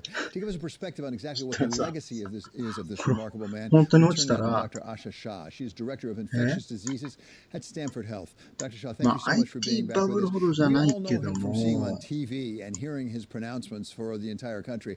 But as an infectious disease D1 ぐらいの specialist, 長 what さ difference 以 has he 上 made はあ in ると your 思うんだよ life? な。I mean, in one word, he's a legend. I mean, to いや、 many で of もやっ us ぱり kind of 1年以 on 上 the 続くん younger じゃないの end これ。 of the infectious disease 下手したら。 specialists, 先 he's 生。 someone that we've always looked up ね。 to. He's a trusted source of information. なんかそういう He's ふうに here 思 to いました。 speak at, national conferences for our field. And he is 長くな really っちゃ a ったよ、 role も model for all of う。 us. どうしよ So we know him obviously most recently 怒られ from ちゃ the う。 COVID pandemic, but this was not his first dealing with a major epidemic situation. I'm curious how he changed his approach, what he learned over the years, going all the way back to AIDS, which I think is the first one he really struggled with. 48人。 I think はい、 what ということでもう is 遅くなった striking ん to で、 me about the way he's handled, いいですか、ここで。 many of these issues 後 in the で、infectious disease world is that he stays on point, he sticks to 寝 the てて聞いてな facts, かっ he たっていう人 guides, は、the YouTube で見てくださ country い。 the 最 right 後の方 way です in からね、 terms of the YouTube の。 clinical knowledge, the 最後の、 epidemiology, the どれぐらいだ data, ろう。 everything 30分ぐらいか。 is ね。 evidence-based. And もう that's 見てい nice た to だければ。 see と思い in ます。 someone じゃあね、皆さ holding ん。 a position that he というかみんな寝 holds. てんぞ、これ。What will it do? 違 What う。 changes do you think might come about with his stepping down? It's hard to say. I mean, he obviously has very 29000 big 円 shoes コー to ルと fill. が増えてるのは、 And so, 翔太として気にな we る。こ would れを just 見 hope, てる。obviously, we should all hope that ね、 the person who fills his shoes would be able to carry the それ country が in 実 a 際 certain に、 direction そ in terms of の、 health. So he steps down at a time when the CDC is saying it needs to really rethink what it's doing and how it's doing it. ディレクション的な玉なのか、それともボラティリティが上の方高くなっている分、売っている証券会社が多いのかっていうのは分かんない。で、大体が、証券会社っていうのは、ただ単にその一つのコールを持ってるんじゃなくて、いろんなコンビネーションなんで、一つのコールを持ってたらもう一つのコールを売ってるとかね、コールスプレッドで持ってるんですよ。で、大体の証券会社はボラティリティトレーダーが多いんで、ボラティリティの動向をヘッジする上で、上の方のコールをロングで持ったり、ショートで持ったりする。だから一概にその枚数が多いって言っても、それが方向性を持って買っているコールっていうのは、多分ね、そんなにいないんではない、限られているのではないかと思います。Well, I think the NIH does have a responsibility for creating guidelines and standards, and obviously that's a challenge that in a disease like COVID-19, which is brand new. 一直線に下がらないから、それなりに乱高下しながら、リバウンドしながら下がって、リバウンドしながら下がってっていう動きがあるんで、そこまでたどり着く可能性ってもあるし、29000いかなくても、その分プレミアムが跳ね上がって、跳ね上がったプレミアムができればそこで売るとかね、29000円までいかなくてもいいわけで。じゃあ、ね、そういうのもあるから、一概には分からないです。今の売買動向を見せて、今の売買動向、はいはい。I think quite a good question. It seems like a lot of public health has become very political, as much of the rest of our life is in the United States at this point. Do you see any hopes of trying to take some of the politics out of it so we get back to the science? Because right now, they seem to be, every pronouncement from the NIH seems to be politicized. もうやっぱケルトナ、ほら。I agree, 100%. I think that ケルトナ戻ったけど、またケルトナ近くまで戻った。ナージが売り越しだね、まだね。986枚売り越し。ミニが売り越し8000枚。800枚ぐらい。すると、1800枚の売り越し、1700枚の売り越し。さっき2000枚だったから、まあ、買い戻されて200枚ぐらい。大して買われてない。改ざん積み上がってきた。今日もありがとうございました。ありがとうございました。ということで、S&P のチャートね、ちょっとしっかり覚えておいていただければと思います。めったにないあの形は。前回起きたのが2007年、その前が2000年。もう今回は2022年だから。も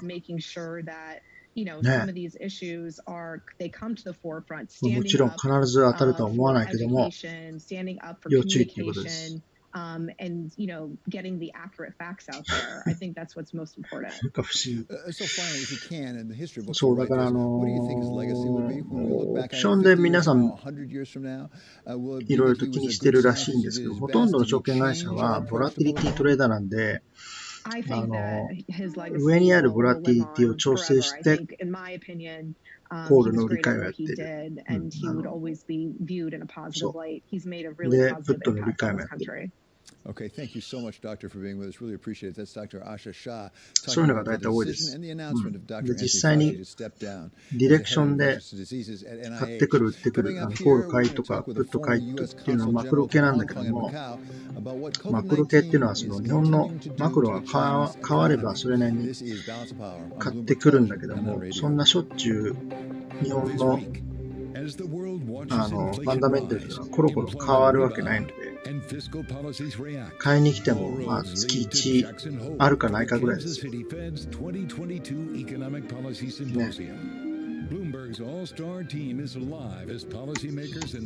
りがとうございます。じゃあまた明日。もうみんな、ありがとうね。スペースの皆さん、失礼しました。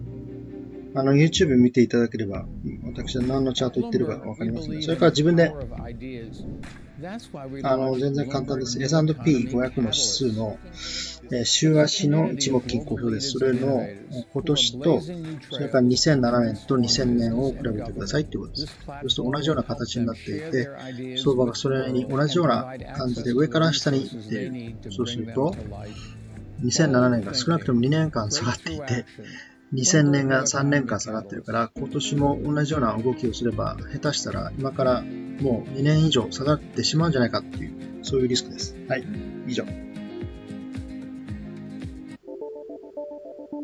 は、マイクをミュートにしておきます。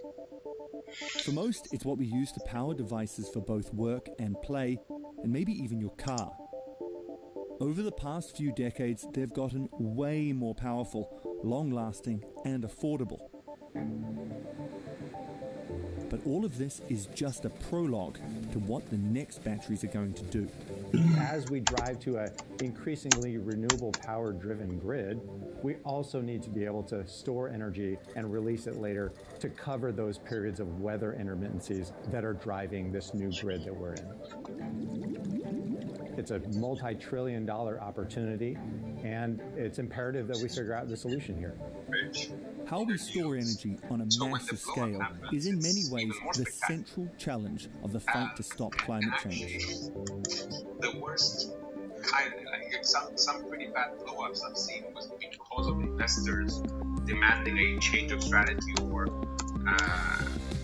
advice. Like there's one book, I don't know what the name was the Diary of a Hedge Fund Manager, and he was conservative and his clients told him to become more aggressive, and this was 2008, and then the guy flew up because his clients told him to lever up. So it's really, really difficult to stay true to your what you want. This is Balance of Power on Bloomberg Television and Radio. I'm David Weston. Well, the markets, I suspect, are waiting for Jackson Hole like all the rest of us. And at least with the last two trading days on Friday and then again today, it looks like they're a little bit anxious about the whole thing. We turned out to Kriti Gupta to bring us up to speed. Kriti, welcome back, by the way. Thank you. Thank you. It's good to be back. Well, we'll start with the market. They're not exactly giving me a warm greeting, are they? The stock market down about 1.6%. We're looking at the S&P 500, but those losses are really magnified in the NASDAQ. They're also magnified in some of those retail stocks, those retail favorites, the likes of GameStop, AMC, etc. But this isn't just a U.S. idea. This is truly a global sell-off, and I think that's what's crucial here. The idea that there is a lot of course, an emphasis on what we're going to hear from Jackson Hole and whether or not the market has pivoted and digested the rate hikes in the way that perhaps Chairman Powell actually wanted to. On the one hand, that's a good thing because it means the markets are functioning despite a very tight liquidity environment. On the other hand, it means does that pave the way for a more aggressive, hawkish stance from the Federal Reserve at a time when inflation, yes, it has perhaps peaked in the short term, but it's still extremely high and it is still accelerating. Yeah, peaked. At least it's not still going up. We're not sure how fast it's coming down. In the meantime, you look across the Atlantic to Europe and the UK. That's not very encouraging because they've got a lot of inflation. And that's, I think, part of the stock story as well, because that de-risking is so crucial that it's not just showing up in terms of selling your stock assets or your bond market. In fact, if you look at some of what the asset managers and leveraged funds are holding, they have not been this short since going all the way back into 2016, which adds this extra level of skepticism into some of the rally that we saw really in July and in the early weeks of August as well. And that's kind of scary for any of the bulls in the stock market. Well, as long as we stay with scary here, what's going on with oil? Oil prices are down. Is that because we're hopeful of a deal with Iran, or is that because we're a little scared of what's going on in China? Well, to me, it seems like a little bit more of a China story and perhaps a little bit of a lack of convincing or persuasion that the Iran nuclear deal is actually going to come back. Julian Lee, one of our oil strategists, wrote a brilliant column on the terminal over the weekend saying that Iran extra supply, that could actually plug the hole from the Russian supply situation. The question is, does the market believe it's going to go through? And right now, it really doesn't. So let's and that's where you're seeing that China story really overtake. I mean, to see an 80... The KISS for a moment, keep it simple, shrub. I'm a huge fan of simplicity. I mean, it's funny, I see people that say, oh,